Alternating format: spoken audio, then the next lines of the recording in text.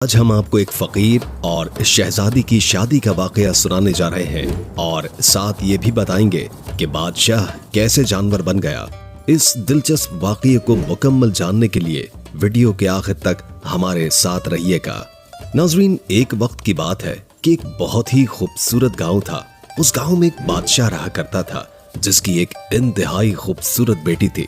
بادشاہ اپنی بیٹی سے بے حد محبت کرتا تھا۔ جب شہزادی شادی کے لائق ہوئی تو مختلف راجاؤں کے گھروں سے اس کے لیے رشتے آنے لگے۔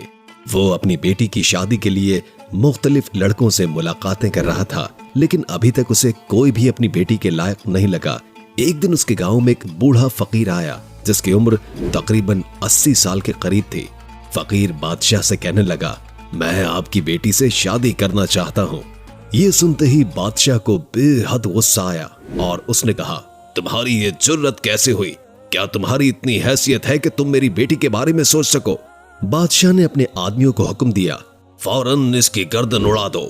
اس نے جرت کیسے کی کہ میری بیٹی کو اپنی بیوی بنانے کے بارے میں سوچے؟ فقیر کو گرفتار کر کے قید خانے میں ڈال دیا گیا۔ فقیر نے کہا، آپ میری بات کو سمجھنے کی کوشش کریں، میں واقعی آپ کی بیٹی سے شادی کرنا چاہتا ہوں۔ لیکن فقیر کے اس مطالبے کے پیچھے ایک بہت بڑی وجہ تھی، مگر بادشاہ نے غصے میں کہا، میں تمہاری کوئی بات نہیں سننا چاہتا، اور فوراً حکم دیا، اسے لے جاؤ اور قید خانے میں ڈال دو۔ فقیر کو قید خانے میں کوڑے مارے جا رہے تھے۔ جب یہ خبر راجکماری تک پہنچی تو اس نے فوراً اپنے والد بادشاہ سے کہا، آپ یہ کیا کر رہے ہیں؟ کسی بزرگ کے ساتھ ایسا سلوک کرنا اچھی بات نہیں ہے۔ بادشاہ نے غصے سے جواب دیا، تم بیچ میں مت پڑو۔ راجکماری بہت نیک دل اور بزرگوں کی عزت کرنے والی تھی۔ اس نے کہا، جو بھی ہو، مجھے یہ پسند نہیں کہ میرے ملک کا بادشاہ کسی بوڑھے انسان پر ظلم کرے۔ بادشاہ نے کہا، میں تمہاری بات مان لیتا ہوں، لیکن اب یہاں سے چلی جاؤ۔ شہزادی وہاں سے چلی گئی، لیکن اسے یہ علم نہیں تھا کہ وہ فقیر دراصل اس کی شادی کا پیغام لے کر آیا ہے۔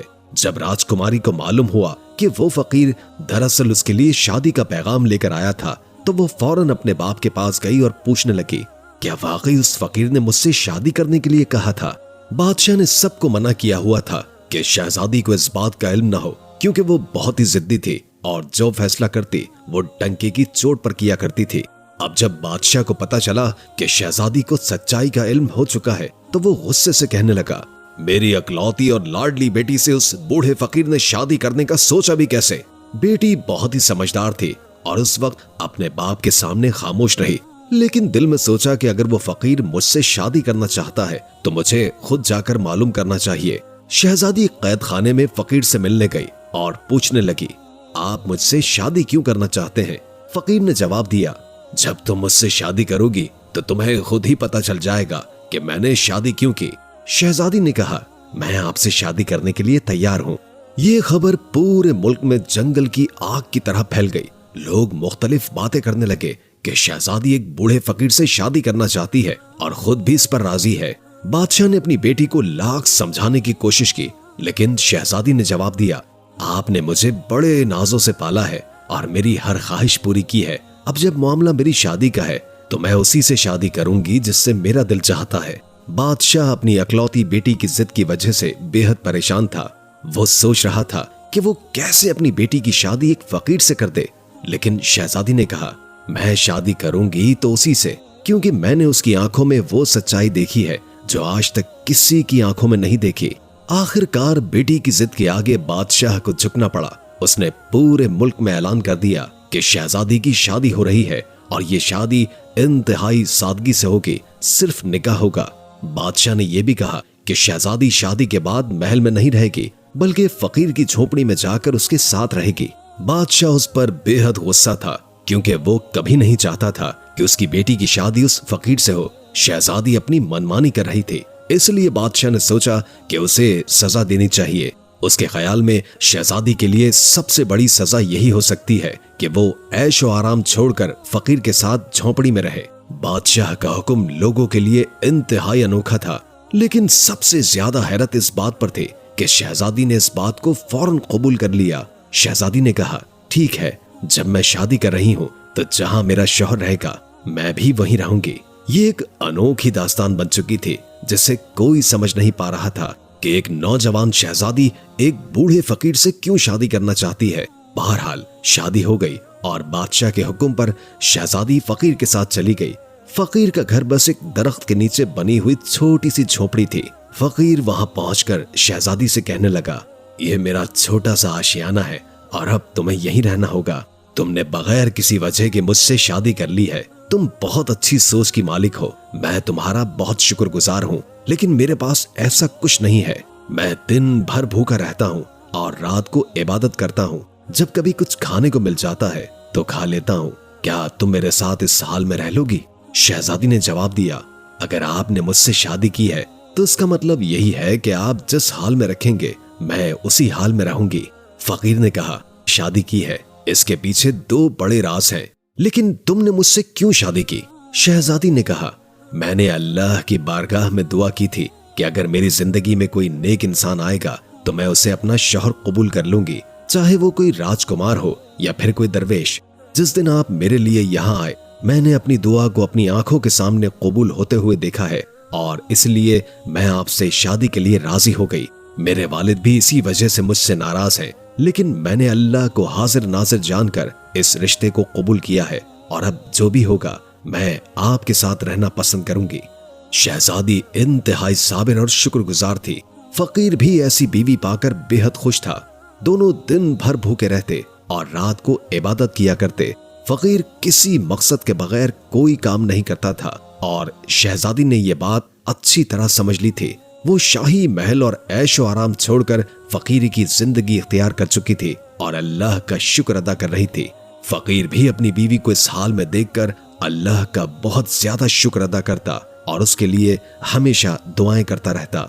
एक दिन वो फकीर किसी काम के लिए जंगल से बाहर गया तो एक अनजान आदमी शहजादी से मिलने आ गया। वो शख्स दरअसल शहजादी के वालिद की तरफ से भेजा गया नौकर था।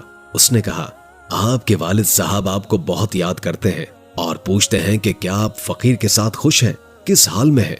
ये सुनकर शहजादी का दिल भर आया।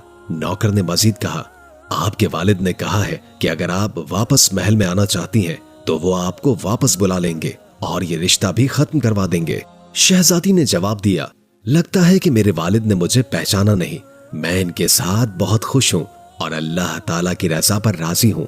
वो मेरे शौहर हैं और मैं उनके साथ बहुत खुश हूँ। नौकर ने कहा, आपके वालिद साहब ने आपके लिए एक बहुत बड़ा मोती भेजा है। वो जिद करके मोती को वहां रखकर चला गया। जब फकीर अपने काम से वापस आए तो उन्होंने मोती देखकर पूछा, ये तुम्हें किसने दिया? शहजादी ने सारी कहानी सुना दी। फकीर बोले, अगर आप मेरे साथ खुश नहीं हैं और अपने वालिद के पास जाना चाहती हैं तो जा सकती हैं। मैं आपसे कोई शिकायत नहीं करूंगा, बल्कि मैं ये चाहूंगा कि आप खुश रहें। इस पर शहजादी कहने लगी, मैं बेहद खुश हूँ, मुझे किसी चीज की कोई कमी नहीं है। आपकी सूरत में मुझे सब कुछ मिल गया है। आप क्या चाहते हैं ये मुझे नहीं पता, लेकिन मैं अल्लाह की रजा के लिए आपके साथ बहुत खुश हूँ। और जहां तक इस मोती की बात है तो मैं इसे रखना नहीं चाहती। वो नौकर जबरदस्ती मेरे पास रखकर चला गया था। फकीर बोले, क्या आपको इस मोती से कोई लगाव नहीं? ये आपके वालिद ने आपके लिए भेजा है। शहजादी ने कहा, मुझे हर उस चीज से लगाव है जो अल्लाह की तरफ से मिली है, वरना जो कुछ मिला है वो आपकी सूरत में मिला है। मुझे कुछ नहीं चाहिए, बस यही काफी है कि मैं अल्लाह की रजा पर राजी हूँ। जैसे ही उसने ये कहा वो मोती गायब हो गया। फकीर मुस्कुरा दिए और बीवी से कुछ कहे बगैर दिल में सोचा, ये मोती जहां से आया था वहीं वापस चला गया। शहजादी, जो एक इंतहाई सादा और नेक दिल औरत थी, अपने शौहर के साथ मोहब्बत से रहती थी। उम्र का इतना बड़ा फर्क होने के बावजूद उसे सुकून हासिल था। वो जिसने हमेशा शहाना जिंदगी देखी थी, अब सिर्फ 2 खजूरों पर गुजारा कर रही थी और कभी कभी तो खजूर भी मयसर नहीं होती थी। ये बहुत बड़ी कुर्बानी थी। एक दिन फकीर इबादत में मशगूल थे जब उन्हें किसी के आने की आहट सुनाई दी। उन्होंने देखा कि एक आदमी सर पर एक बहुत बड़ा थाल लेकर आ रहा था। वो कहने लगा, बादशाह सलामत ने अपनी बेटी के लिए रात का खाना भेजा है और कहा है कि शहजादी सिर्फ पानी पिएगी तो मर जाएगी। उसका शौहर उसे खिलाने के काबिल नहीं है, जबकि उसका बाप जिंदा है और उसे सब कुछ दे सकता है। ये सुनकर शहजादी ने जवाब दिया, मेरी कोई ख्वाहिश नहीं है और ना ही कोई जरूरत। मैं सिर्फ अपने अल्लाह से मांगती हूँ। जाओ, ये खाना वापस लेकर जाओ और जिसने भेजा है उसी को दे दो। मैं वही खाऊंगी जो अल्लाह मुझे अता करेगा। यही मेरी दुआ है अल्लाह की बारगाह में। नौकर मजबूरन थाल लेकर खड़ा रहा, लेकिन शहजादी का सब्र जवाब दे गया और उसने कहा, मैं ये खाना नहीं खाऊंगी, मैं अल्लाह की दी हुई नेमतों की नाशुक्री नहीं करूंगी। शहजादी की बात सुनकर फकीर की आंखों में आंसू आ गए। उन्होंने अल्लाह ताला की बारगाह में दुआ की, या अल्लाह, ये औरत तेरी रजा पर राजी है और मेरी वजह से सब्र के साथ जिंदगी गुजार रही है, कभी कोई शिकायत नहीं की। आज तू मेरी बीवी के लिए आसमान से ऐसा फल उतार दे जो किसी ने कभी न देखा हो। फकीर की दुआ कबूल हुई और आसमान से चांदी के थाल नासिल होते हुए नजर आने लगे, जिनमें खाने रखे हुए थे।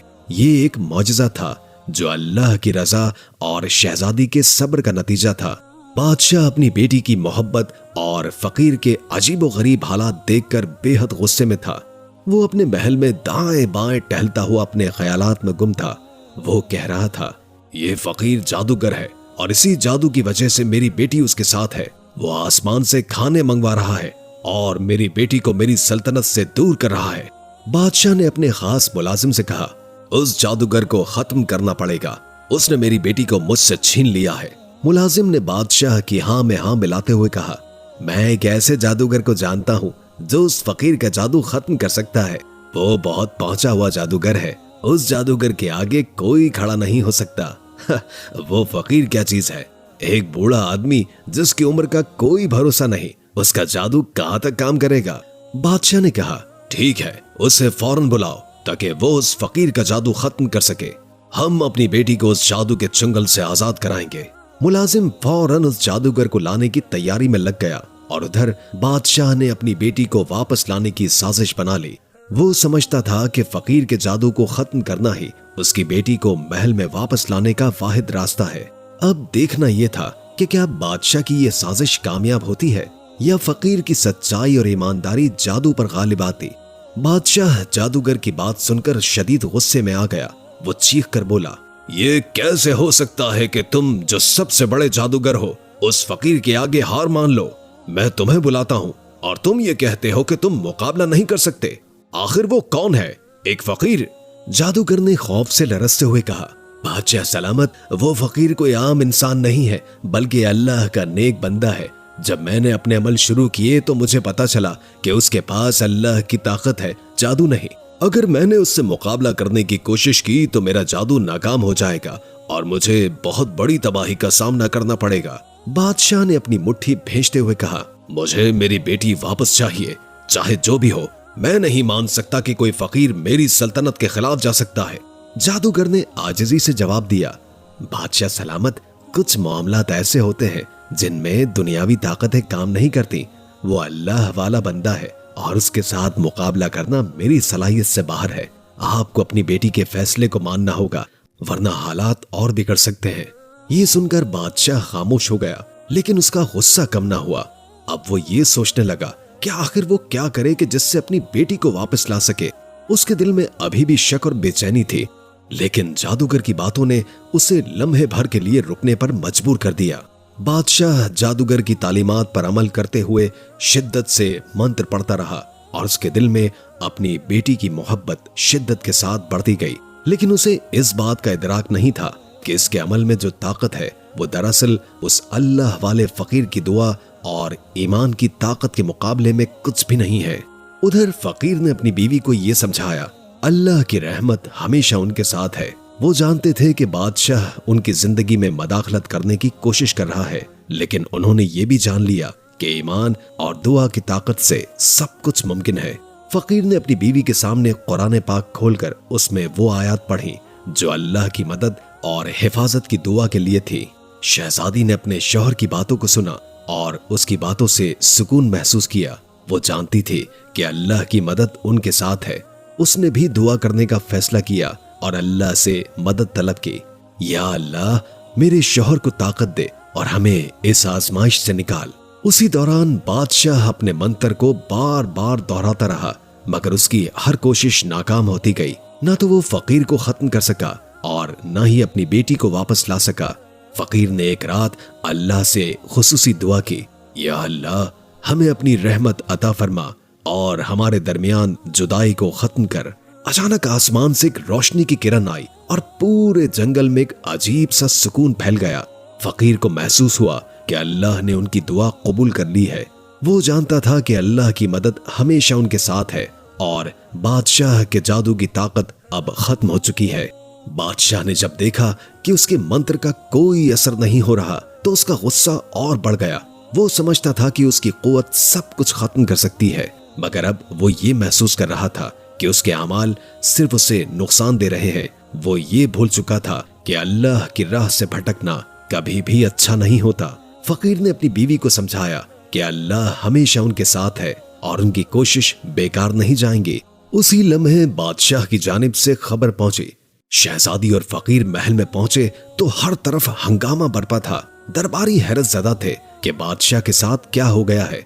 वो महल में दौड़ते भागते थे और उनकी आंखों में खौफ और हैरानी साफ नजर आ रही थी। जब शहजादी अपने शौहर के साथ बादशाह के कमरे में पहुंची तो वहां का मंजर देखकर उसके दिल में दर्द उठा। बादशाह अब एक जानवर की तरह नजर आ रहा था। उसकी शक्ल शेर जैसी हो चुकी थी। दरबारी और मुलाजमीन खौफजदा थे और उसे देखने की हिम्मत नहीं कर पा रहे थे। बादशाह के जिस्म पर बाल उगे हुए थे और उसकी आंखों में वहशत थी। वो गुस्से से गरज रहा था, मगर उसकी आवाज भी अब किसी इंसान की नहीं रही थी। शहजादी के दिल में दुख और अफसोस था, मगर उसने हिम्मत करते हुए अपने बाप के करीब जाकर कहा, अब्बा जान, आपको क्या हो गया है? क्यों आपने ये सब कुछ किया? मगर बादशाह अपने बोलने की हालत में नहीं था। उसकी तमाम कोशिशें और जिद्दें उसी के खिलाफ पलट चुकी थीं। फकीर ने शहजादी को समझाया कि ये उसके बाप की अपनी गलतियों का नतीजा है। अब कोई शख्स जादू का सहारा लेता है और अल्लाह से दूर हो जाता है तो उसी के साथ यही होता है। अल्लाह की कुदरत के सामने कोई ताकत नहीं ठहर सकती। बादशाह को अपनी गलती का एहसास हो चुका था, मगर अब बहुत देर हो चुकी थी। उसने सोचा कि अगर वो अपने अमाल में सच्चाई और ईमान की ताकत को तस्लीम करता तो शायद उसका हाल कुछ और ही होता।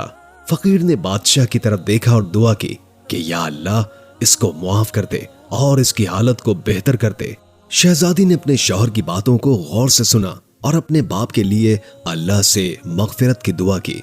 कुछ ही लम्हों के बाद बादशाह की शक्ल बदलने लगी और उसके चेहरे के बाल गायब होने लगे। वो आहिस्ता आहिस्ता इंसान की शक्ल में वापस आ गया, मगर उसकी हालत अभी भी कमजोर थी। उसने आंखें खोली और अपनी बेटी और दामाद को सामने देखा। बादशाह की आंखों में नदामत के आंसू थे। उसने कमजोर आवाज में कहा, मैंने बहुत बड़ी गलती की है। मैंने तुम्हें और खुद को अल्लाह के रास्ते से हटा दिया। मुझे माफ कर दो। शहजादी ने अपने बाप को गले लगाया और कहा, अल्लाह सबको माफ करने वाला है। अब आपको भी अपने गुनाहों की माफी मांगनी चाहिए और अल्लाह की राह पर चलना चाहिए। बादशाह ने तौबा की और अल्लाह के सामने अपनी गलतियों का एतराफ किया। उसके बाद उसने अपनी बेटी और दामाद को कबूल किया और अपनी जिंदगी में तब्दीली ले आया। जिस्मानी तौर पर तो वो दोबारा इंसान बन चुका था, लेकिन उसके दिल में जो दर्द और नदामत थी वो उसे हमेशा याद दिलाती रही कि उसने क्या खोया और क्या पाया। शहजादी ने बाप की बातें सुनकर दिलगीर होकर कहा, अब्बा जान, आपने दुनिया की दौलत और ताकत के लिए मुझे कुर्बान करना चाहा, लेकिन अल्लाह ने मेरे लिए जो फैसला किया वो ही बेहतरीन था। आपको अपनी बेटी की खुशी से ज्यादा अपनी खुदगर्जी अजीज थी, लेकिन देखें, अल्लाह ने मेरी दुआ कबूल की और मुझे ऐसा शौहर अता किया जो अल्लाह से डरने वाला, ईमानदार और इबादत गुजार है। बादशाह नदामत भरी आंखों से अपनी बेटी की जानिब देख रहा था। उसने एतराफ करते हुए कहा, बेटी, मुझे अब समझ आया कि मैंने कितनी बड़ी गलती की है। मैंने तुम्हारी खुशी और तुम्हारे दीन के रास्ते में रुकावट बनना चाहा, लेकिन अल्लाह ने अपने बंदे की हिफाजत की। वो फकीर सच कहता था कि एक दीनदार शौहर ही बीवी की इज्जत करता है और उसे हकीकी खुशी देता है। शहजादी ने रोते हुए कहा, अब्बा जान, अल्लाह का शुक्र है कि उसने मुझे इतनी हिम्मत दी कि मैं उस रास्ते पे चल सकूं जो हक का रास्ता है। मैंने आपको कभी नुकसान नहीं पहुंचाना चाहा, लेकिन आपने मुझे जादू और झूठ के जाल में फंसाना चाहा। फिर भी उसके बावजूद मैं आपको मुआफ करती हूँ, क्योंकि आप मेरे वालिद हैं और मैं चाहती हूँ कि अल्लाह भी आपको मुआफ कर दे। फकीर जो खामोशी से ये सब सुन रहा था आगे बढ़ा और बादशाह से कहा, अल्लाह की रहमत बहुत बड़ी है। अगर आप सच्चे दिल से तौबा करें और अपनी जिंदगी को बदलने का अहद करें तो अल्लाह आपकी हालत को बेहतर कर सकता है। बादशाह ने सर झुकाया और कहा, मैं तौबा करता हूँ میں اپنے تمام گناہوں کا اعتراف کرتا ہوں اور اللہ سے معافی مانگتا ہوں۔ شہزادی اپنے شوہر کے ساتھ واپس جھونپڑی میں لوٹ گئی، جہاں وہ سکون اور محبت کی زندگی گزار رہی تھی، اور بادشاہ نے بھی اپنی باقی زندگی اللہ کی خوشنودی حاصل کرنے میں لگا دی تاکہ وہ اپنی آخرت کو بہتر بنا سکے۔ کیونکہ جو شوہر اپنی بیوی کا احترام کرتا ہے، میں کیوں ایسے راجکمار کو تلاش کروں جس کی بہت بڑی سلطنت ہو لیکن اس کا دل بہت چھوٹا ہو؟ میں جو اللہ کی بارگاہ میں دعا مانگتی ہوں مجھے مل جاتا ہے، پھر مجھے کیا چاہیے؟ ابھی وہ بول ہی رہی تھی کہ ایک لمحے اس فقیر کی شکل بدلی۔ وہ نوجوان بہت ہی زیادہ خوبصورت تھا۔